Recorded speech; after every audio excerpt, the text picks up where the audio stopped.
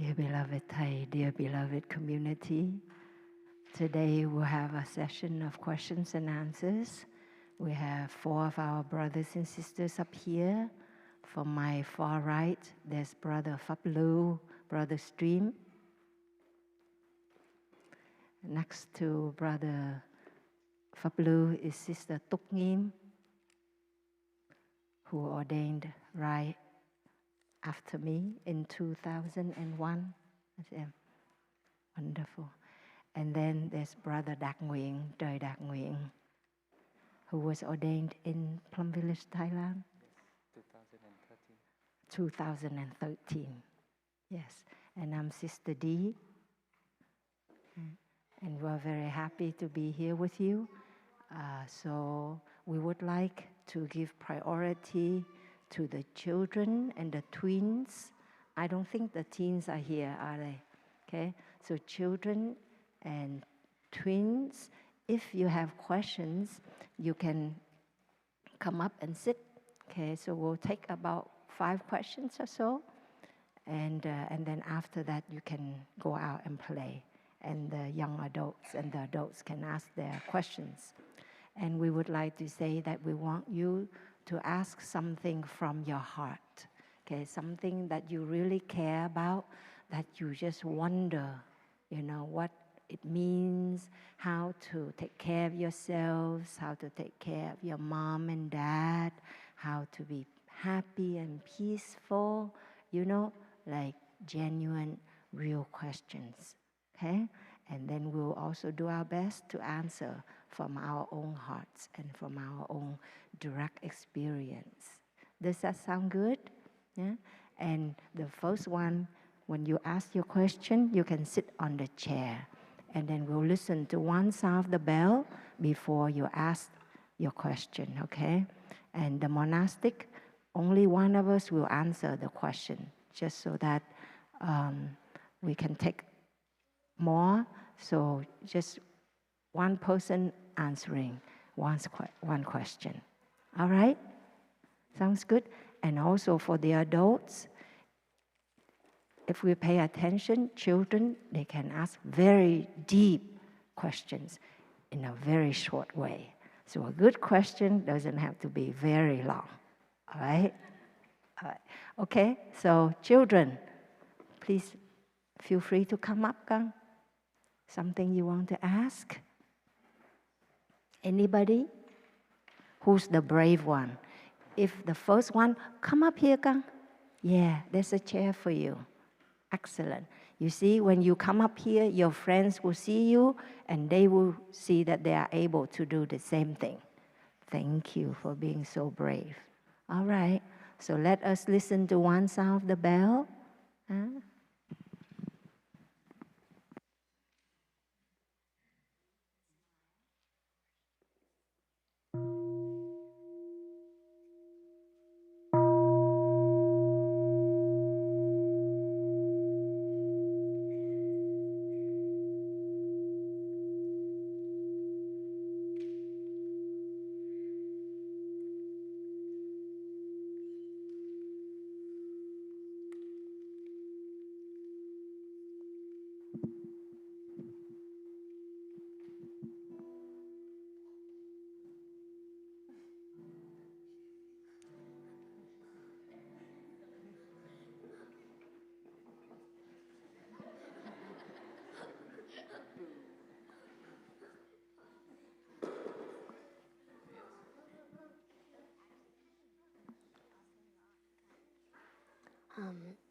My name is Noah, and my question is, if there's such thing as mindful walking, then what is mindful running, and why haven't you taught it to us?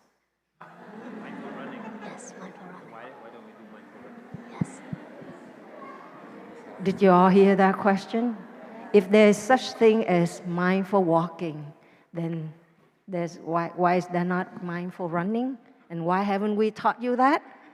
Wow, revolutionary. Yeah. Okay. Who would like to take that on? Brother for blue, he likes hiking, he likes running. Okay, go for it.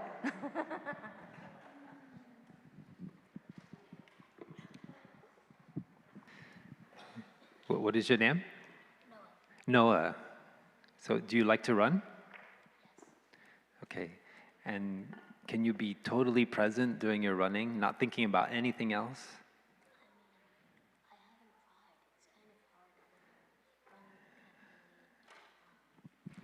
You can't really like, you can't like run while being present because, like, when you're running, you have to like kind of breathe fast, and you have to like calm down, but I don't know how. Wow, that's very insightful. Yeah. You know, I used to run a lot before I practiced mindfulness, and I loved being able to. Do you know how when you're running, you don't really think about where your feet go, and yet somehow they find their way? Do you notice that? It's very interesting. Yeah. So I saw there's some kind of like wisdom in the body from running, because you go very fast and then you move. Your body seems to have its own wisdom, like own knowing where to put its, your ankle, your feet, and so when I discovered meditation, I was like, wow, this is like running, except I'm not going anywhere. Because I felt joyful, I felt like so happy, like I did when I was running, but I was just sitting on the cushion, just being aware of my breath. So I realized that actually from running, I learned something about meditation. And but I also noticed that, like you say, sometimes I'm not so calm. Like I could get very competitive when I'm running. I want to run faster than the other guy. Yeah, do you notice that? Somebody's coming up, and even sometimes when I'm doing walking meditation, and somebody's coming up like that, I feel like I have to go faster, because I have that habit from when I was running in a race, and somebody's going to pass you, and you're just like, okay, I'll go faster. So it's very funny, huh? The monk, competitive mindful walking. So I have to transform that habit in my head, and that's not only an insight about mindful walking or running, but also about how we relate to each other in school with our friends, and also with our later on in our life when we work at a job. I see that I have that habit sometimes, and that's the danger of, or not the danger, but why we slow down when we start to do mindfulness. So we start very slowly, and we're actually like untraining ourselves, because you train yourself. You go to school, and what happens a lot in society is you learn to compete with each other. And so we go very fast, and we don't realize that we hurt one another in our way of speaking, our way of acting, and we don't intend it, but it's our habit. So we start walking very slowly, very mindfully. So we're aware of every movement of our hands, of our arms. But as we get better at it, we learn how to relax our body and let go of all of our thinking. Thinking about the future, or our family, or our friends, or anything, and just be fully present with our step. And so that's the thing. So I'd like you to go and see if you can practice mindful running. See if you can let go, not think about where you're going to go. That's the important thing.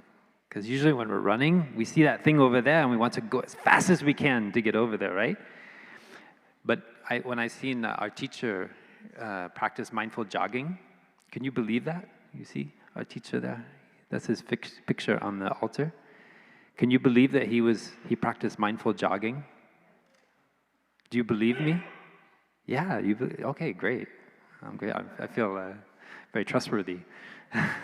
Yeah, no, in fact, right here at Deer Park, sometimes there's a photo of him with a big sangha, maybe 500 people, and he's jogging down the mountain. Pretty cool, huh? Were you there, Suti? I think you were there. It's very fun. And so we can have that playfulness. So sometimes we can go very slowly, and sometimes we go fast. But you see, if you can keep that awareness, don't lose your awareness. Don't get caught in where you want to go. Okay? You want to try that? Okay, you come back and tell me how it goes.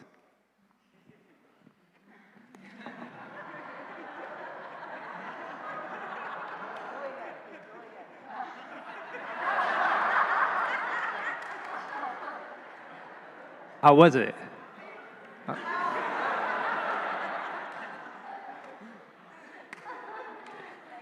Thank you, Noah.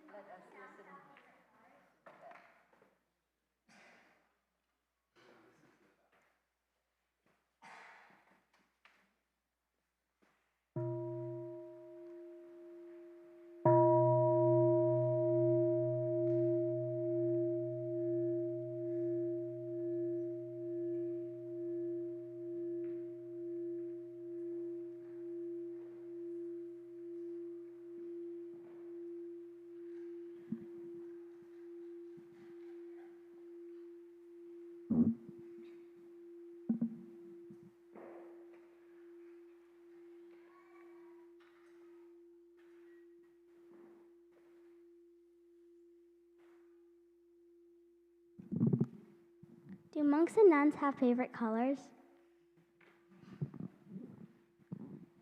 Do monks and nuns have favorite colors? I think Sister Tuk Ngim likes this question. What do you think? What's your favorite color and what it means to you?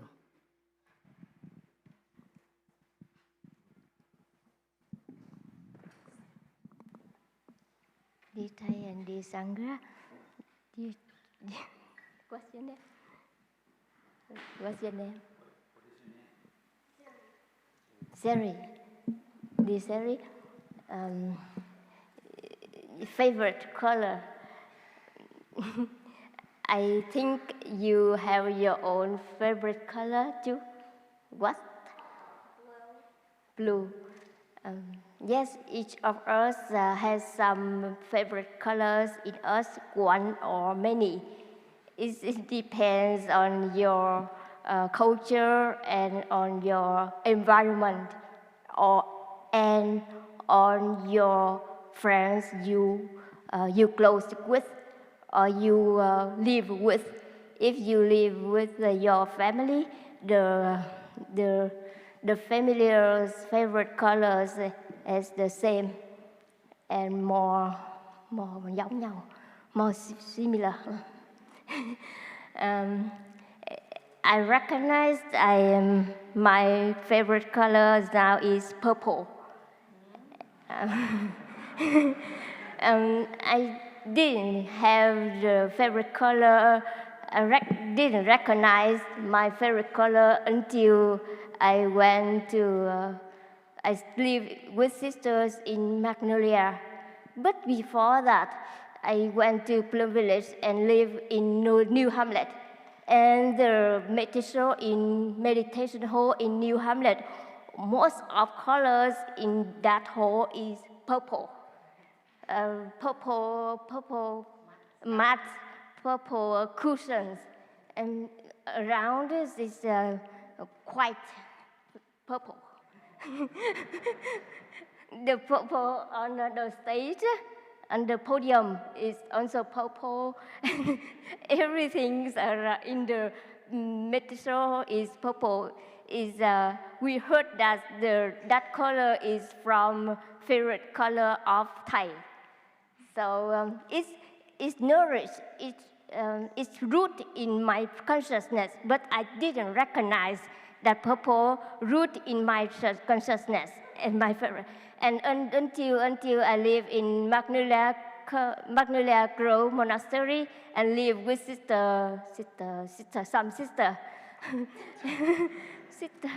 gì đâu quên. Her favorite color, most of colors in her life is purple. Even thùng là gì? A rubber band. She also choose the purple. So on the breathing, the desk study desk, her study desk, all things is purple. Even the string of the rubber band, she also hand on there. On it is purple. So it's again nourished, rooted in my consciousness, and suddenly I choose purple. And until now, sometimes we tend to say, my favorite color is purple. So I decide in my shopping when I buy a flower orchid, I like to choose purple. but I also at the same time I recognize that purple is dark. It's not bright, it's not shine, but I still choose the purple. But when the attention and when the awareness rise high enough in my consciousness, I say that I stop choosing purple orchid because it makes dark room and dark space. So I not to choose purple one more time. And the first time I stopped shopping stopped choosing purple. And the next time, I still the resistance, the resistance of not choosing purple rise up in my mind. And now I can feel free of purple.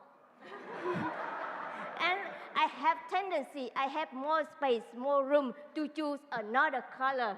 And now I live with sister. She like bird, avocado color, green, purple, light green. And I feel I like that. Oh, that is I have more room for light green. And now some sister says she like blue. I recognize she like blue. And I also thought, oh, blue is beautiful and more bright, more peaceful. And now I have more color in my consciousness is blue. Yeah, and heard that my mom like yellow. And the yellow, the sangati is yellow. And we know that I have yellow in my mind too. So that's why it means that the favorite color is sometimes and some environment. But we need to open to choose color. And now we have the brown color, and sometimes in some celebration we have a specific color. And you wear green, and I see that is very beautiful. And yeah, thank you. Any color make you feel love people, love environment is good. You know, before this session started, sister told me, I don't have anything to share. I've been mowing the grass all this time. I have nothing, so please allow me to sit peacefully and quietly.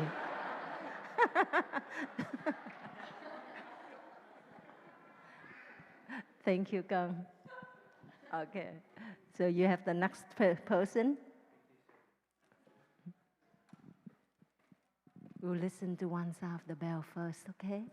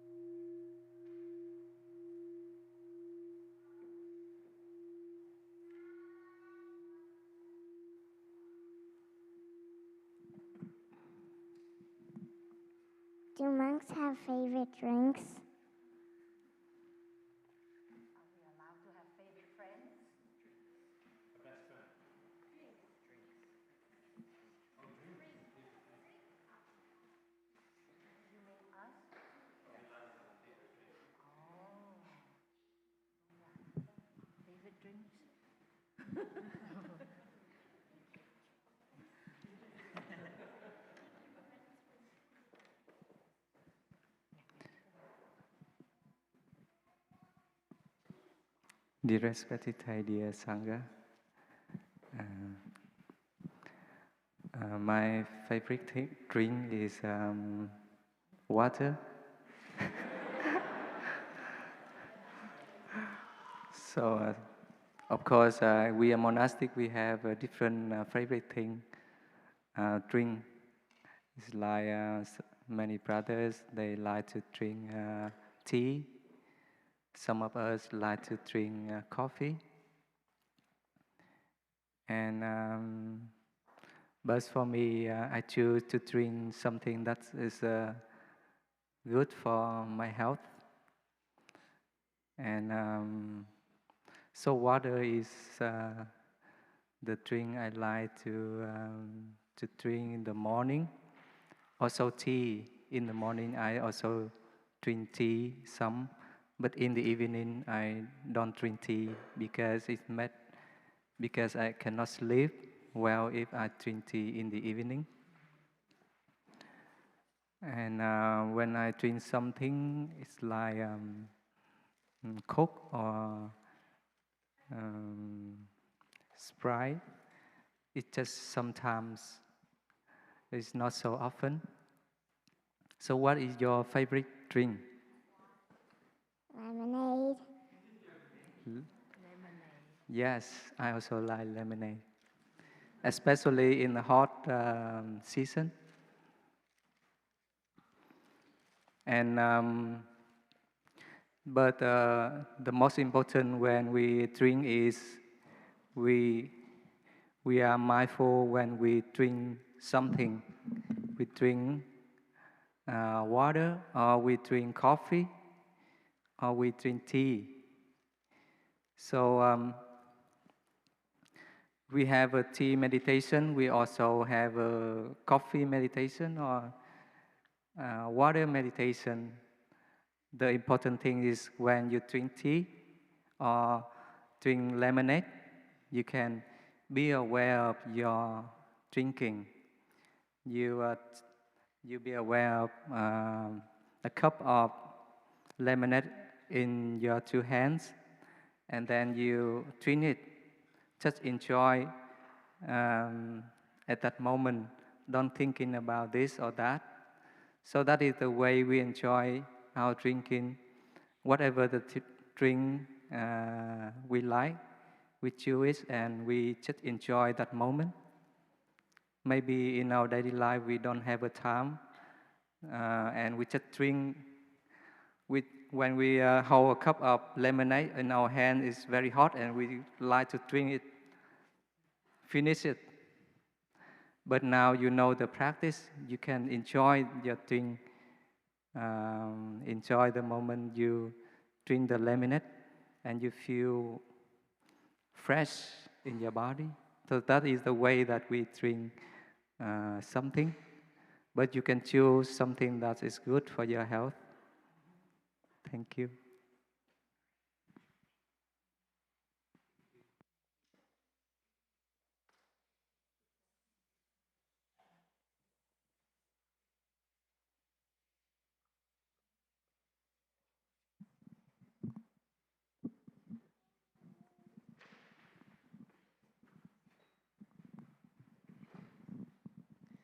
Why do you,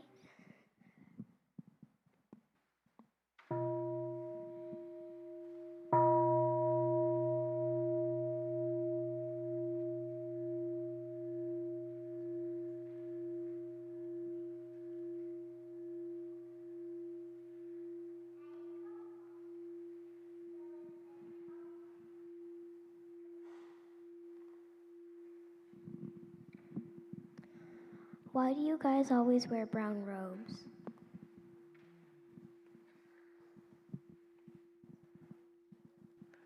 Lucky me, it's my turn. What's your name, Kang? Emily? Emily, huh? Why do we wear brown robes? Well, do you like this color? Yeah? Why do you like it? Because it's my last name. Your last name is Brown? Wonderful. Hey, if you become a nun, you get to wear brown all the time. Does that sound good? Well, brown color is good because it's the color of the earth, okay? And the earth can take in anything and everything, right? When you put flowers, milk, beautiful things on the earth will accept. But also when you spit on the earth or you walk really harshly on the earth, or even people spill chemicals into the earth can also accept it and then work with it, transform it, and then give rise to beautiful trees and flowers, right? And the fruit that we eat and nourish ourselves. You see? So Mother Earth has great qualities like that, being able to embrace all, to love all. And so as monks and nuns, we choose this color to wear to remind us that we also have this quality as well. And you see many friends also wear brown because when we are here, all of us aspire to be able to, to hold and embrace and to take good care of what's inside us and what's all around us, okay? So maybe sometimes when you choose clothes, you can choose the color brown and wear it and be aware that you have the quality of love, you're capable of love, of loving, and you're capable of taking care of yourself, your mother, your father, your siblings, and many other people. Hey, Kang. Thank you.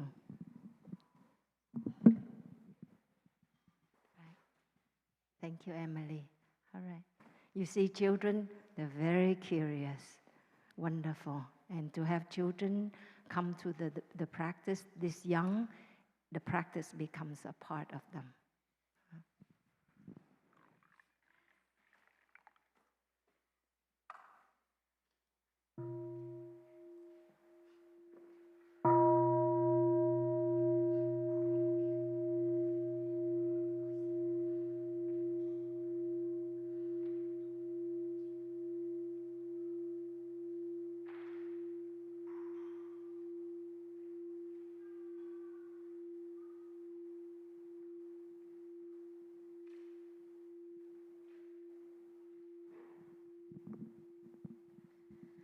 Can kids become monks or nuns? Can kids become monks and nuns? Okay, Brother Fablu.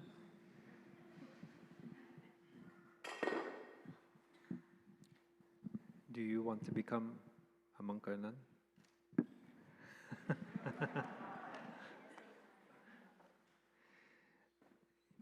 So sometimes some young kids ask Ty that question, and he asked, do you know how to take a shower by yourself? Yes. Okay, then you can become a monk or a nun. What does that have to do with becoming a monk or a nun? Because it's very, the monks and nuns were not very good at helping people to take showers. We like your mom or your dad, they help you to take a bath for the first time or use a toilet or do things like that. Yeah, you don't remember, but they did. Maybe your mom or your dad. I remember. And it's, we're not really set up for that, but we have had monks and nuns that are only 11 or 12 years old. And now, like Brother Phapu, who's now the abbot in Plum Village, he was 9 years old when he first came to Plum Village. And then I think he became a monk when he was 12. Yeah. So, and he knew how to take a shower by himself already. Almost everybody knows how to do that, so. Yeah. But sometimes when we're 4 or 5, we don't know yet. It's difficult. We need our mom or our dad's help. So I think that, like my sister shared, when we become a monk or a nun and we're very young, then all the peaceful energy of the monastery, all of the love and the care of our monastic brothers and sisters, they're like mommy and dad, or like an uncle and auntie, and we can get all of their wisdom. Sometimes we are at home in our family, and we the way we live nowadays, we don't have so much contact with a larger community. only through the school or things like that. But in the old time, we just lived in a big village. And sometimes you run over to your uncle's house or your aunt's house or your grandma's house. And so you're part of a larger community. And that's a little bit the way we do it in the monastery. So we don't worry about the young monks and nuns too much. We just let them run around. And they go from one monk and nun and drink tea and play on the mountain. And slowly they learn the peaceful energy of the monastery comes inside their consciousness. And they become very peaceful and happy. And I see those monks and nuns that ordain when they're very young. When I first ordained, I thought, 'cause they have to go to high school first and college, and then they can become a monk or nun. But now I changed my mind. And I see that those monks and nuns that ordain very young, they have a deep wisdom, a deep insight. And they can always learn things, but really what makes them a beautiful monk or nun is the peace, the energy of peace and the compassion. So I think it's very beautiful for young people, for kids to become monks and nuns. Well, I just want to become a nun because to get the discount. Huh? I just want to get the discount. You want to get a discount at the bookstore? Everywhere. Everywhere.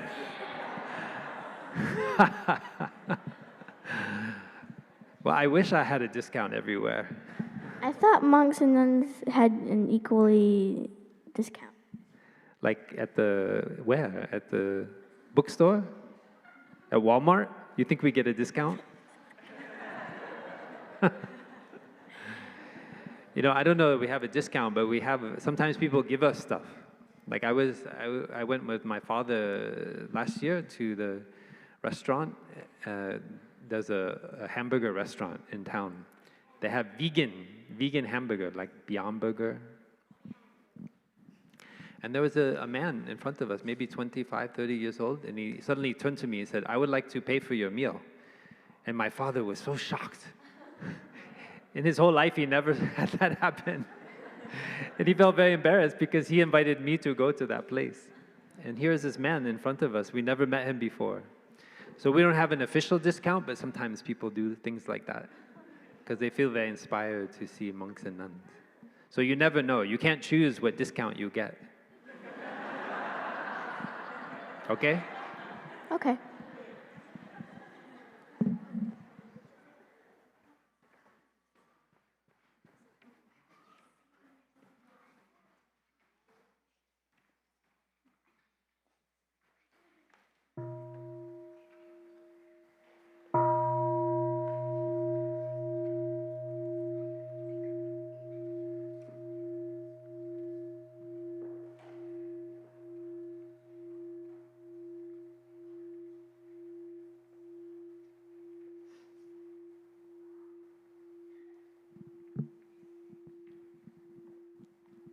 How come monks and nuns don't get to wear what they want?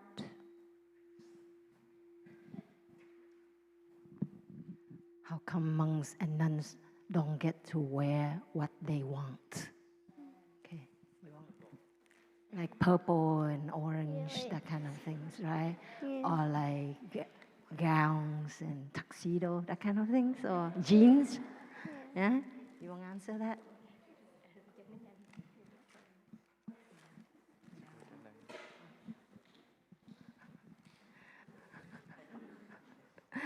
Hello, my dear ones. Actually, we had a chance to wear anything we wanted before we became monks and nuns. I had a lot of nice clothes, but in the end, I realized that I wasn't happy just because I had nice clothes. That didn't make me happy, I could spend a lot of money, and I could work a lot to make money to buy those things, but then I was still sad. Yeah?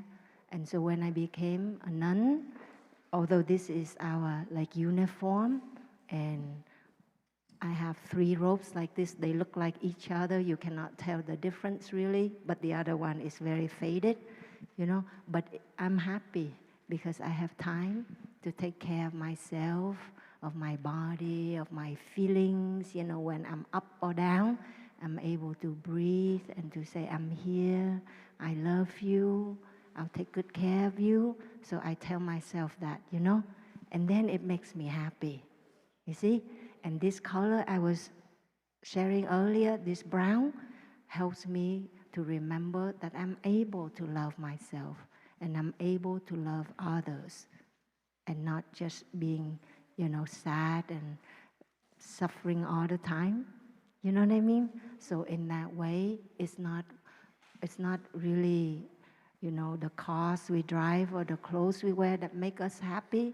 It's actually knowing how to take care of ourselves and of our loved ones that make us feel very powerful and happy. Okay? So I hope you also bring the walking meditation home and sitting meditation home. And when, like, for example, you feel bad, you know how to invite the bell and breathe. Or when your mom and dad get upset, you can also tell them, breathe. I'll invite a sound of the bell for you. Or just breathe with me. You hold their hands. And that makes you very happy, okay? And that's the most beautiful clothing, that you protect yourself, right? Okay, thank you, Kang. Okay, so we have only 1 hour left, and the adults have not had a chance to ask their questions. So my dear ones, is it okay you ask your questions in the children's program? Okay, so let's one more chance. Okay, Vida, please come up. And the rest of you, you ask in the children's program. Okay, Kang? Yeah, so the adults have a chance. All right, we'll listen to one sound of the bell.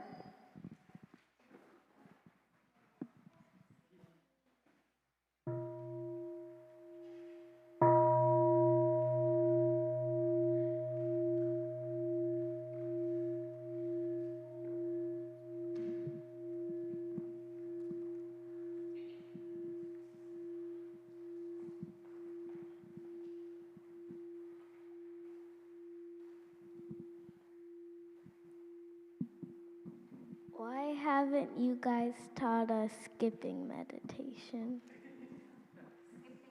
Meditation. Yeah. We haven't taught you skipping meditation? Okay, you can ask the monk and the nun in your group to teach you today, okay? But you can get creative.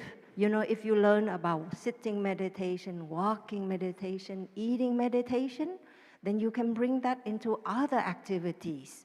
Like monks and nuns, we may not skip all the time, but if you like skipping, you make it a skipping meditation, okay? As long as when you do it, you're aware of your body, and you're happy with your body, and you're grateful for your body, and you're aware when one foot is up and the other foot is down, and you can even bring mindful breathing into it, then it becomes a meditation, yeah? So you can be very creative and then teach other kids how to do running meditation, skipping meditation, etc., etc. Sounds good? Yeah. Okay, try it in your group today. Thank you, Kang. All right, precious children, thank you for all of your questions, and please ask more in your group, all right? So with a sound of the small bell, please stand up and face the family and bow deeply before you go out and play and practice together. Okay, standing up. We are aware that we are standing up, only children. Okay, joining our palms with awareness. Okay, and bow.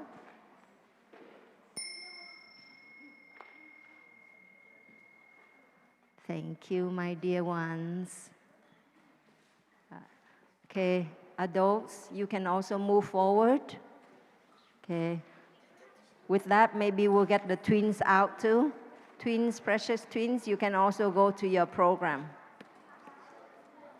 Thank you for being so attentive. Okay. Bye-bye, Kang. Adults, please move forward. Thank you, Kang. Were you happy with the question? She's having a hard time today. She's tired. Yeah. Sister D hug makes everything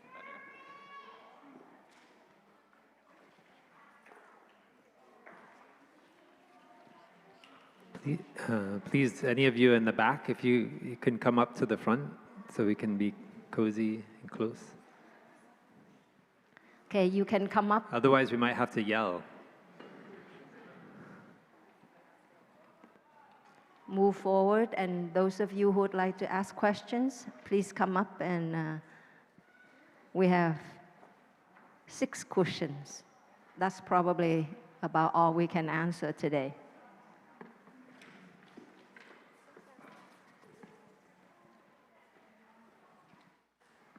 Anybody who would like to ask a question, please come up, and the first one can sit on the chair. And other ones you can already queue up.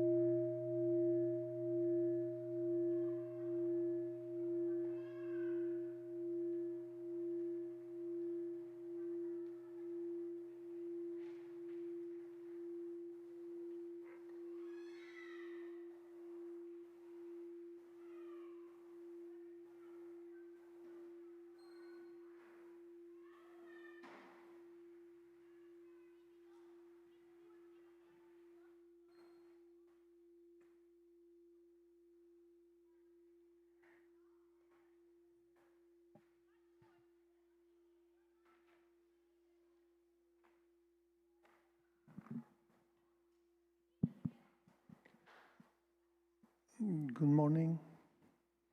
My name is Bindu.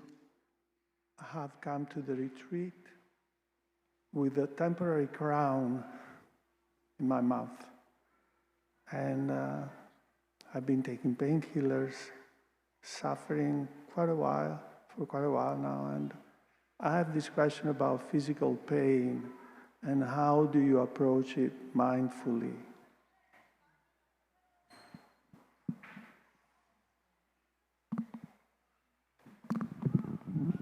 How do you take care of physical pain mindfully? Okay.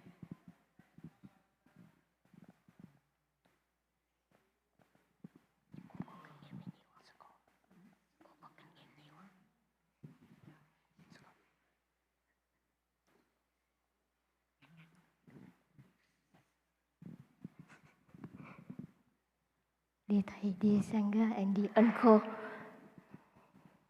you are pain now. Not in this specific moment. Last night was really bad. Coming down from the mountain, I had to run to get my painkillers. Yeah. I just share a little bit, and then sisters and brothers can add later.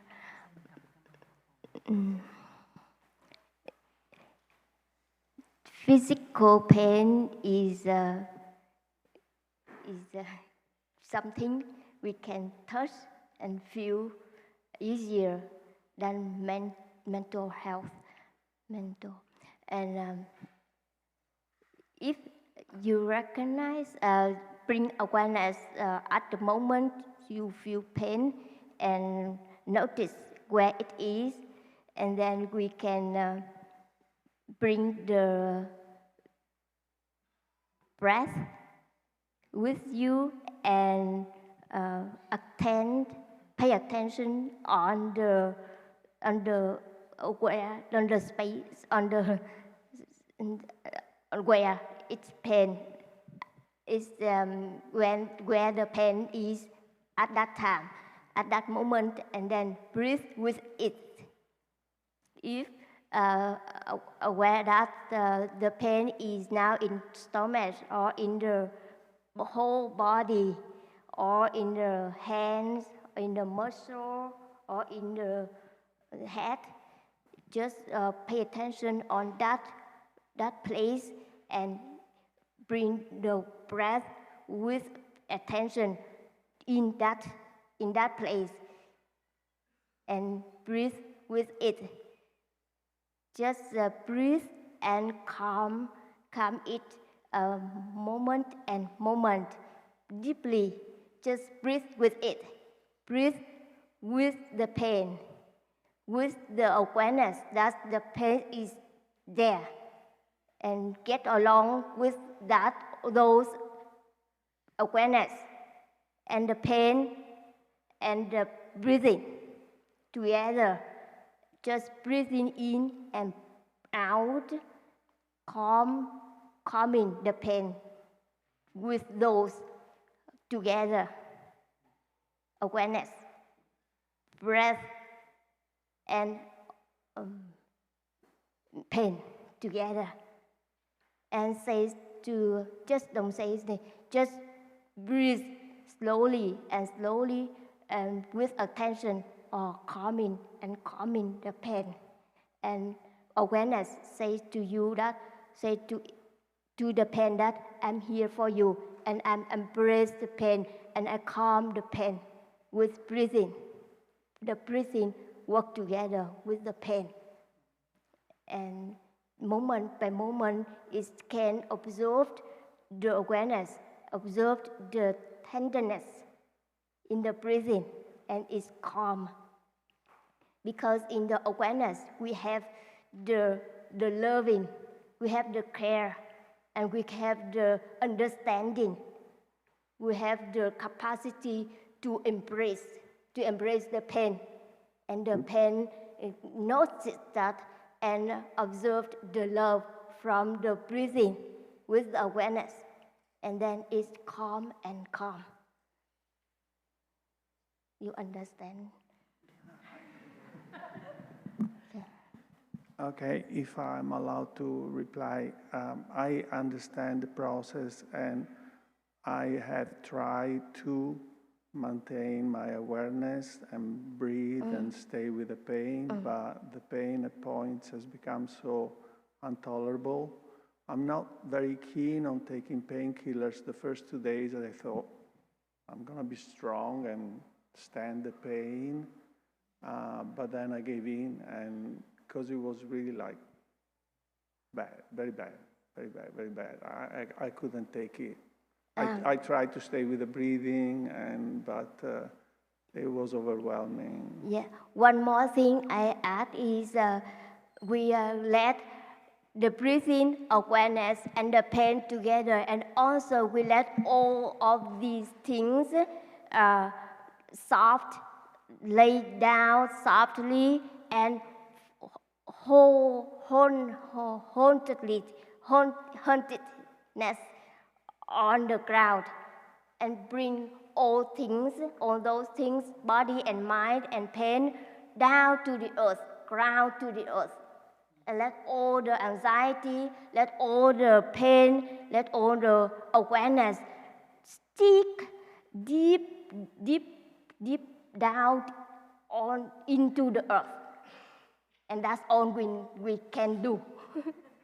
Yeah, and breathe in out, and then we can touch the earth and bring the energy from the earth, from the universe, the cosmos, and the sun, all energy together with the pain. I think that is the treasure we have in our practice. Yes, we can bring all the energy with us and focus on the pain and let the earth take care. Yeah.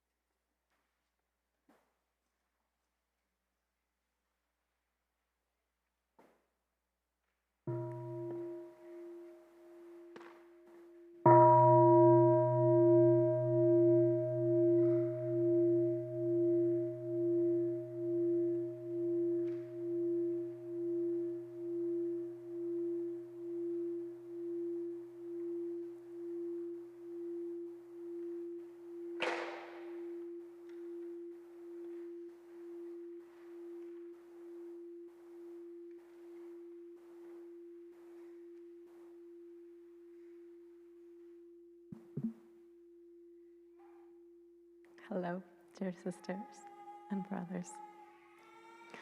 My question is about bringing the practice in one's family where there's difficulty amongst siblings, difference of opinion. My mother's 88 years old, and she has dementia and is quite advancing in her dementia at this point.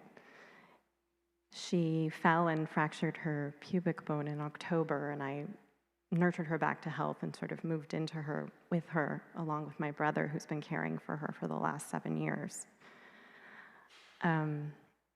We brought her back to being able to walk again, and but she's never quite the same since she's fallen. In January, I approached. I'm the youngest of 4 siblings. My siblings are 12, 14, and 16 years older than me. And my brother, who's 12 years older, has been living with her as her primary caregiver for the past 7 years. He and I have become quite close in sharing and caregiving for my mom. And my children and I are there almost every weekend taking care of her. And so this past winter, when Mom was recovering, I started to think and discuss with my brother the idea of moving in with my children to help further care for my mom as she's approaching her end of life, her final, months and years with us. I approached the older 2 siblings on this subject, and they immediately rejected the idea. They did not like the idea of me moving in. They didn't like the idea of the children being around my mom. And within a matter of weeks, things escalated to the point where they wanted to kick my brother out of the house and then kick me out of the house and ask us to remove our things from the home, saying that they were moving in and taking over the care of my mom. My brother Paul and I both have a practice. He's actually at Tassajara this week, also practicing. We seek to come to the Dharma because we've really done our best to try to approach our 2 older siblings. We've done almost all the practices. We've written them a love letter. We've tried talking. We've tried bringing in a mediator. We've tried bringing in lawyers. We've really looked at almost every angle that we can to help us bring in resources. But the differences are quite profound. And the only thing we can think to understand what might be causing this is just some old habit energy from being children, things that built up over the years in terms of resentment or whatever amongst each other. So it's not really about caring for my mom. It's become now something more past hurts between opinions of each other. I'm trying to stay focused on my mom. My mom is quite joyful. As her dementia advances, she laughs a lot and smiles a lot. So my question is, yes, how best to bring the practice in a situation where there is such difference of opinion, where you've tried practically everything to try to resolve, and there's not a coming together amongst the siblings, and there's not going to be. What else do you advise?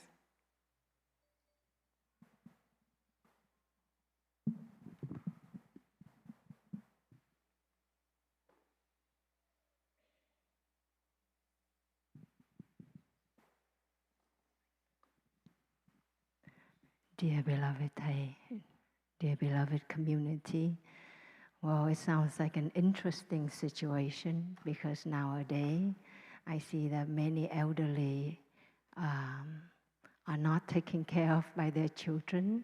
They have to be in nursing homes, or they don't have children to care for them. So in your situation, there are 4 children who want to take care of your mom. So that's rare and precious. So we need to acknowledge that. And you also have wisdom to see that it's not about taking care of your mother, but it's about past hurts and wounds that are causing the division in the family and the different opinions. So maybe you just work with that. Our teacher often used the image of the chopsticks. You cannot break a chopstick with one hand.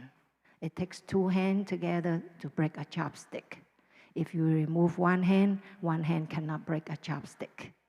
So the best thing the best gift for your mother actually is to experience love and harmony amongst yourselves.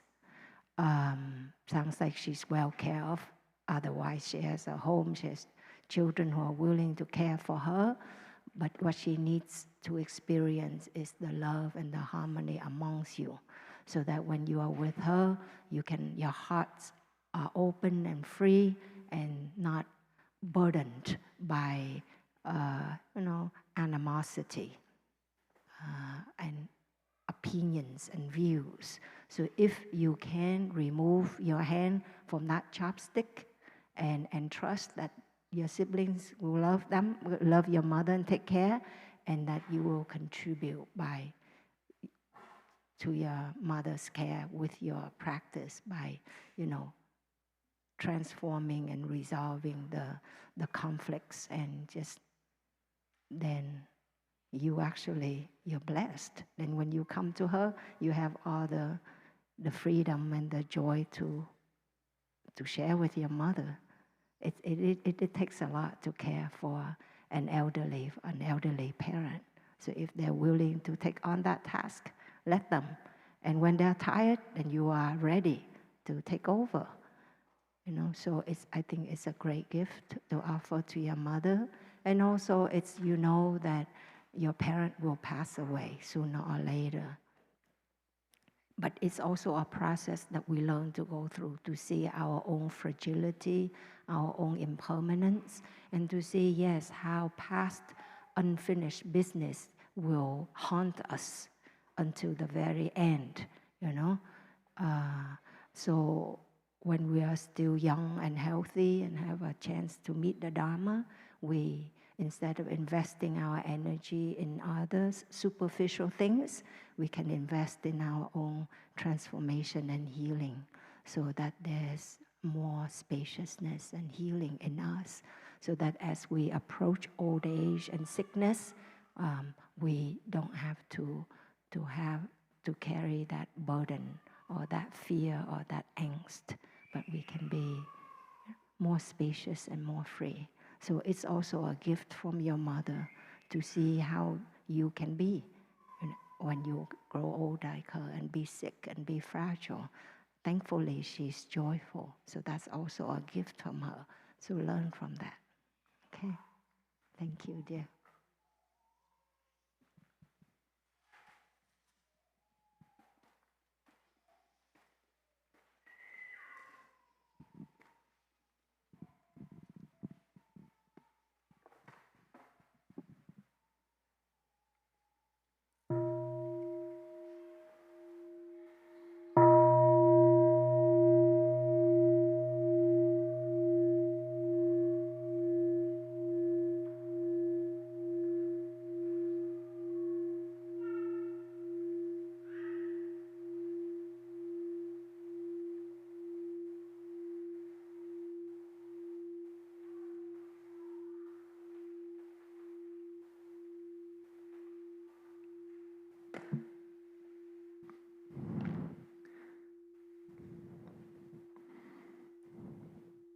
Dear Thai, dear beloved community,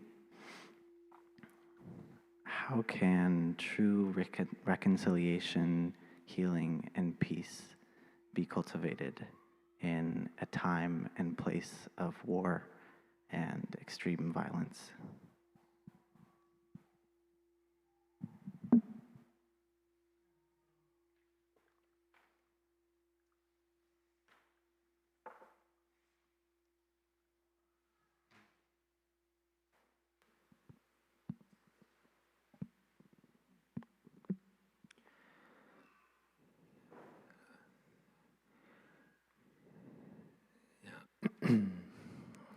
you know a little bit about our teacher.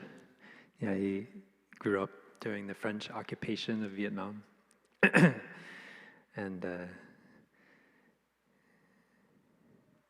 he loved his country very deeply. Not in the way that sometimes we think about it. I saw when we went back with him in 2005, and he reached down and touched the earth of Vietnam. It's that kind of connection. He said, is it a dream or is it the reality? Yeah, when he touched the earth.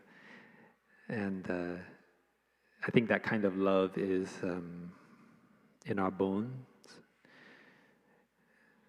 One time they asked him,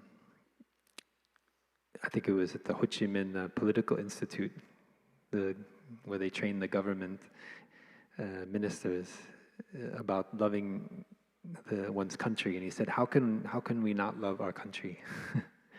Yeah. And he thought that maybe he would leave the monastic life to fight for his country. Yeah, because he saw that many of the young men and women who joined the communist North, actually they were not. They didn't care so much about communism. They just wanted to liberate their country, and that is very deep.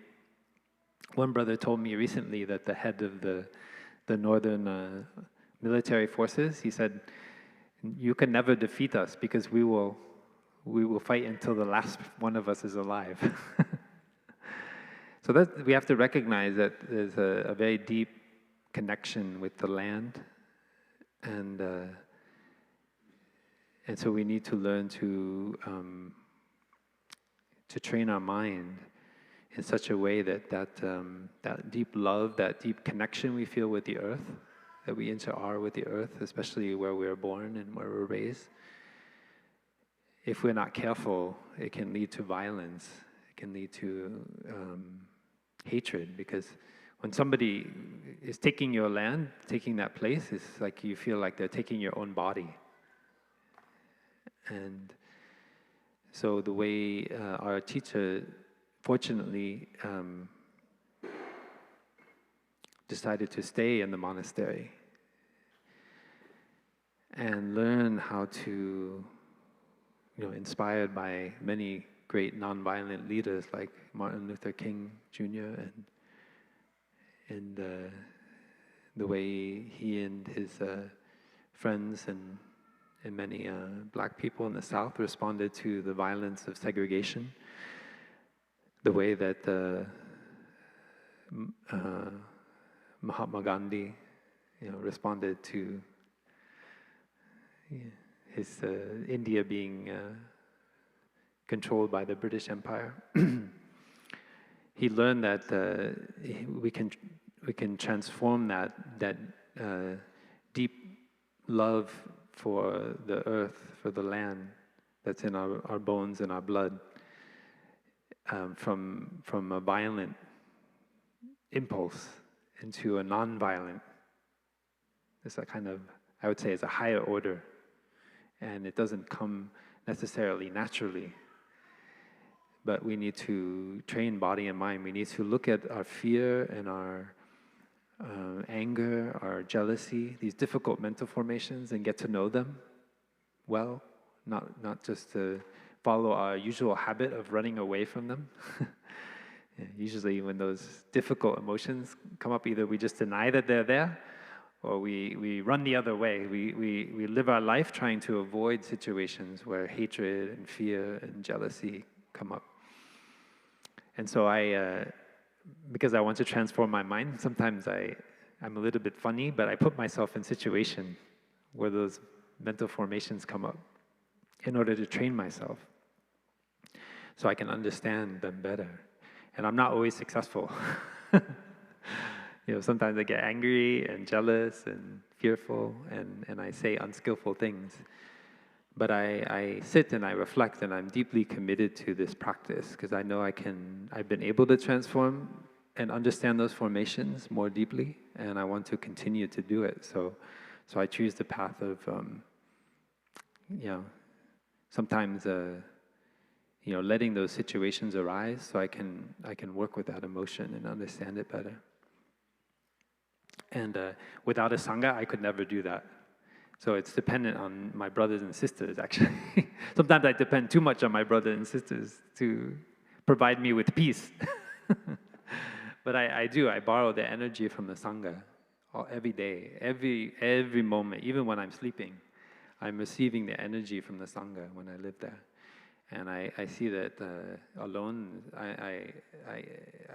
with the Sangha, I have a lot of strength, a lot of capacity to transform.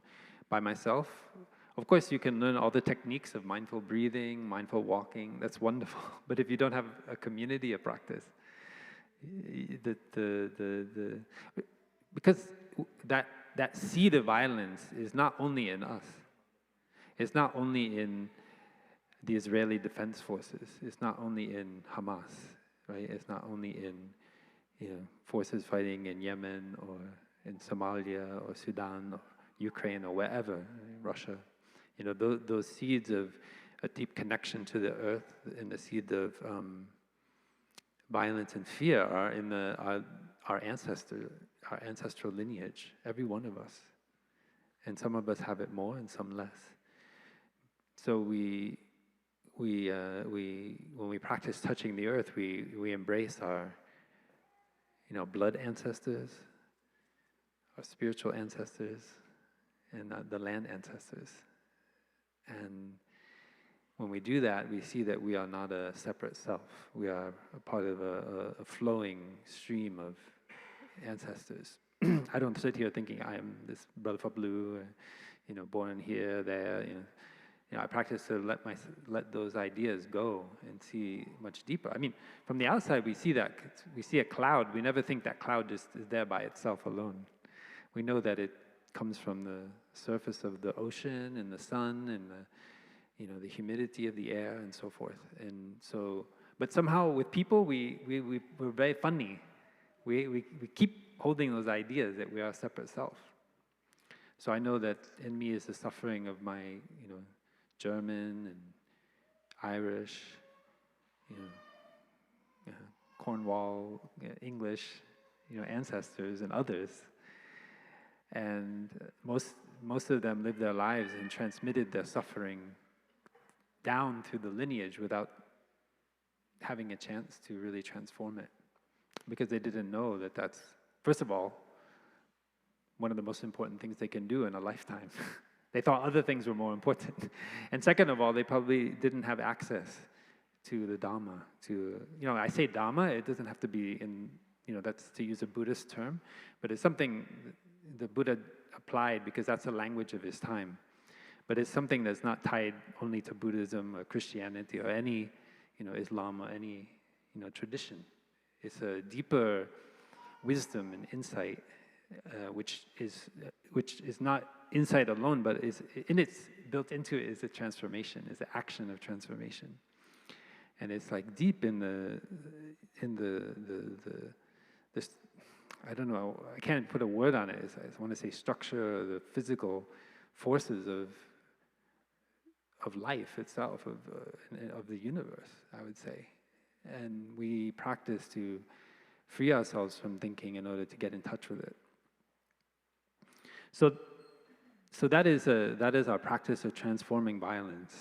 And we know that when there are wars going on, that is a seed of, that is the fruit of many, many generations of violence that has been left untransformed. And it manifests at a collective level. And we cannot expect, it's like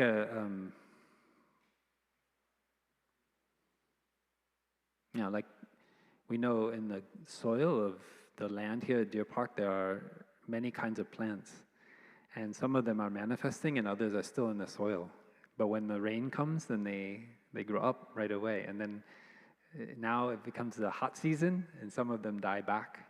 But they deep in they become very hard, and the seed is on the surface dried, but it's like a very, very strong. And that seed can go down, and maybe it will take 10 years, 15 years until it sprouts, till the right conditions come.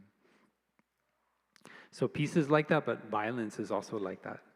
And so we know when war is manifesting, we can do all we can to try to lessen the violence, to intervene. But we know that in the root form, that the seed for that violence has been there for many, many generations. And so the work we do as monastics is to stop the wars of the future.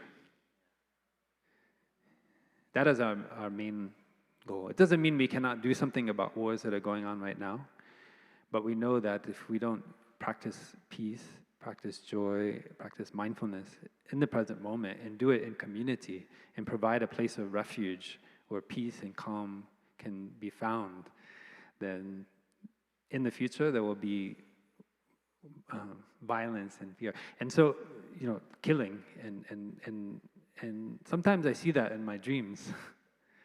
I see that the fear and that hatred in myself that comes up, if I don't transform it, I can see, wars in the future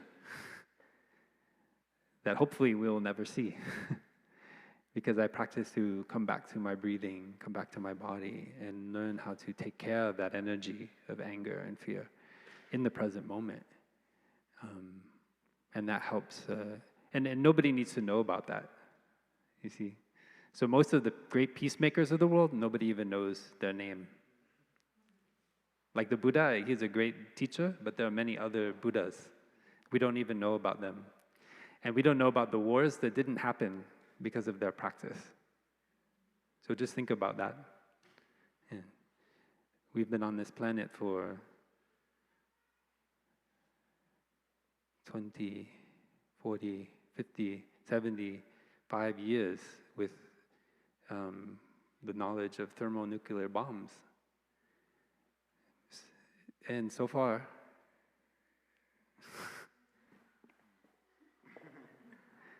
we are still here. Sorry, it's a joke. I mean, it's a joke. It's not a joke. But I know that it's because there's been enough peace to transform that impulse of violence. And somehow it has been transmitted to those people who are in places of power, and they have enough love and compassion in their heart to overcome their feelings of hatred or their need to be admired and, re-elected. So so for me, like this year, I don't pay attention to the news. I pay attention to what's going on in my heart every day, every moment. And I send that energy because I know that's much more powerful than following the whatever, who won the debate or, all these kind of things. But I practice deep in my heart to transform it. And that energy I know goes out into my community, into the world. So that is engaged Buddhism, from my understanding, the way I received it from our teacher. And Thầy Phúc Byung just reminded me that when, I won't say which, but a recent president was elected, and Thầy said, America gets the president they deserve. So be deserving of a peaceful, loving, compassionate president. And to do that, you have to work. You have to do the work in the present moment. Okay? Yeah. Thank you so much.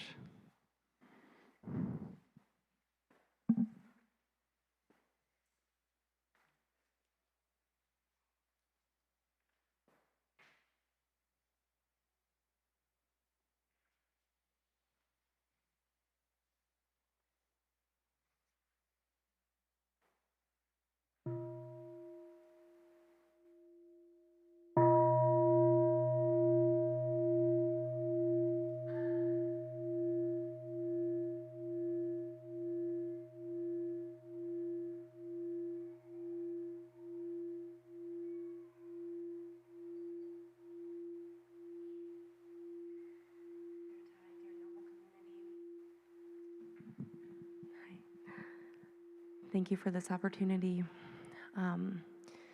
My question concerns interbeing, not necessarily on a global level, but at work and within our communities at home. I'm a community college English professor in Columbus, Ohio, and my students are mostly 18, 19 years old. They're a pretty solid mix of inner city, suburban, and then also rural drive-in. I've been teaching for 10 years, and I've noticed a trend that my students are very anxious, right? And not about school. I mean, I'm sure that they're anxious about school too. But I notice a lot of anxiety in their generation, and even just over the past decade that I've been teaching, I've noticed that these 18, 19-year-olds who, for me, that was the happiest time of my life. I mean, every day is the happiest time of my life, I should say, but 18 and 19, like, the world is just opening, right? Like, your adult life is just beginning. And it's very exciting, right?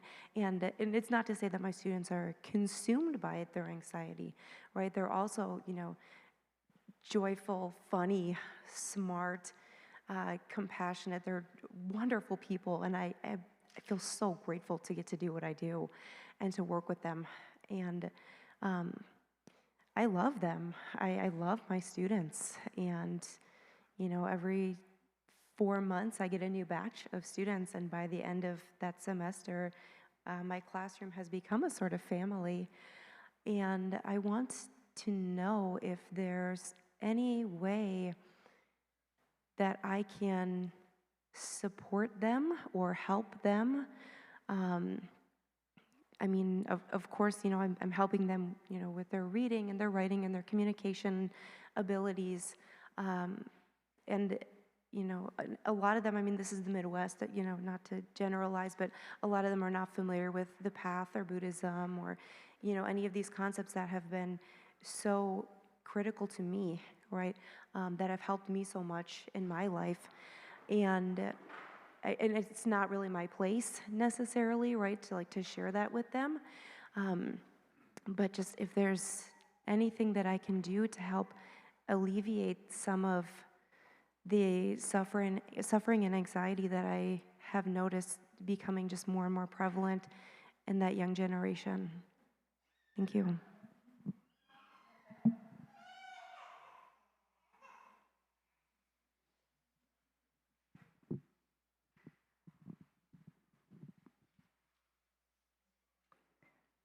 Dear beloved Thầy, dear beloved community, about 10 years ago, we started this movement called Việc Wake Up. Means we have teaching tour for young adults from 18 to 35 to 40, but they are of Vietnamese origin. Either they were born or raised in the US. And 10 years ago, I already started to notice, especially in the teens, because in the Wake Up movement, there were teenagers who came to us. And I saw that they became more disconnected to themselves, to their families. They had this generalized anxiety, discontent,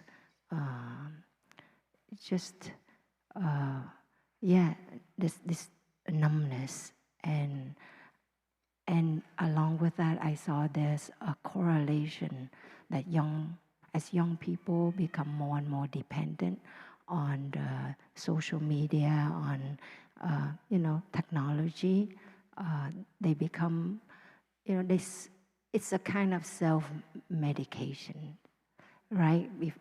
Some of us use medication to numb ourselves, but actually you can use the internet or the,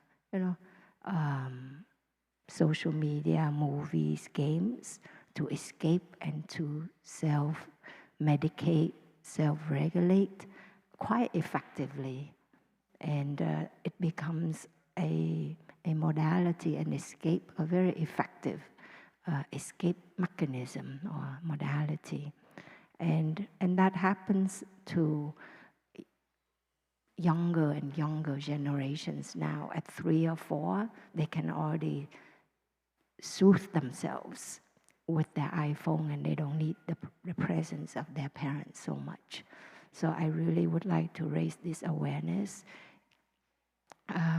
in us as parents with young children or with tweens and teens, and in ourselves as well, to bring up a balance in our life so that we're able to put aside our electronic gadgets and to just connect with ourselves, to be in nature, to interact, with each other, with our family members and friends.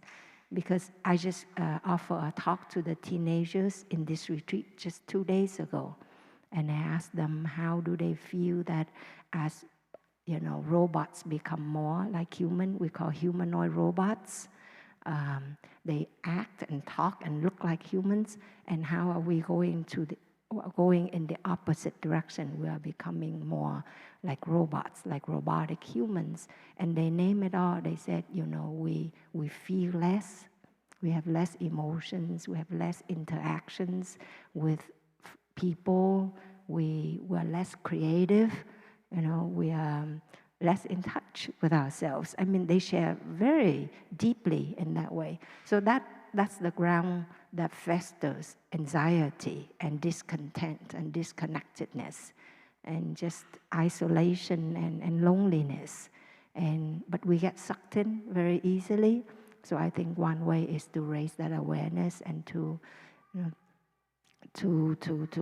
be more engaged with life, with nature, with people, with ourselves, to be able to sit with physical pain, like a friend was sharing earlier. Physical pain, we embrace it in the same way that we will embrace mental pain. If we just want to numb it, to medicate it, as soon as it arises because it's so uncomfortable, then we become addicted to the medication or to, games or to sex or to work, so that we can avoid the physical pain and the mental pain. But if we learn to breathe and to embrace and to be present, we see that actually we are very capable of holding what is. Like women giving birth to children, I've heard that that's the most painful thing you can go through, and yet women are able to do it because there's a purpose, and so we can do that. So other kind of pains, we can also do that as well.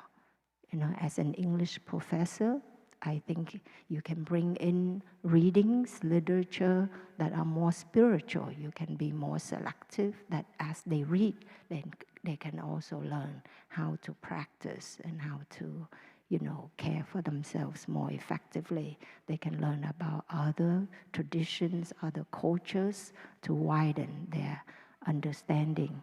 And I think it's important to remind young people that knowledge doesn't save us. Knowledge, you can lose knowledge like this. If you get sick, if you have, dementia, amnesia, some kind of concussion, even when you're sick, you feel very woozy and you're forgetful, right? Knowledge is not something that will save us. It gets us a good job, but that's about it. But we can always develop what I share with the young people, not AI in terms of artificial intelligence, but AI in terms of authentic insight. And that's from living deeply, we can gain authentic insight that we can care for ourselves, that we are enough, that we can cherish, and appreciate what we have. And so in that way, we can be content and happy and grateful with what we have. And we can also take care of the pain and suffering without having to always try to run away from it or to numb it or to escape it, And that gives us real power, and we feel empowered by that. So young people nowadays can feel very overwhelmed, by all the news in the media, because we get to know instantly what happened, somewhere in the world, across the world, and yet we are not aware of what's going on in our own body, in our own mind. And we are so, in a way, altruistic or so socially aware, and we want to do everything to save the world, and yet we cannot even take care of ourselves and save ourselves.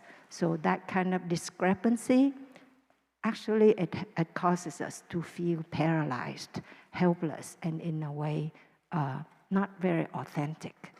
You know, great ideas, but we're not able to. So you can think globally, but we need to act locally in the sense that we need to learn how to care for ourselves. And from that very direct personal experience, we can help others, you know. And also, when I work a lot with young people, and I see that they go through a lot of trauma as children. Parents are so busy working, and we entrust our children with babysitters, with electronics. But our children, they suffer from neglect, from abandonment. They suffer from sexual abuse without our awareness. So as parents, if we have gone through certain trauma in our lives and we haven't resolved them, we become oblivious. We are in denial of those things. And when our children suffer depression, anxiety, abuse, we right in front of us and we don't even see it because we are blocked. And that causes the children to grow up and just suffer from deep within. And if they don't know how to take care of that, then they can have all the material luxury that we provide them. But I think it's most important that we should provide them the mental health. We should address the mental health when they're very young, not the physical comfort alone, but the mental health, like safety, like trust, like healthy bonding, healthy communication. We need to invest that more so that then they can grow up when they're teenagers or young adults, that they can be more secure from deep within. Okay, so their anxiety and depression, those are just manifestations of much deeper problems. And if we learn to come back and take care of that little by little, we'll know how to share the practice with the young ones and help protect them and help address the problems.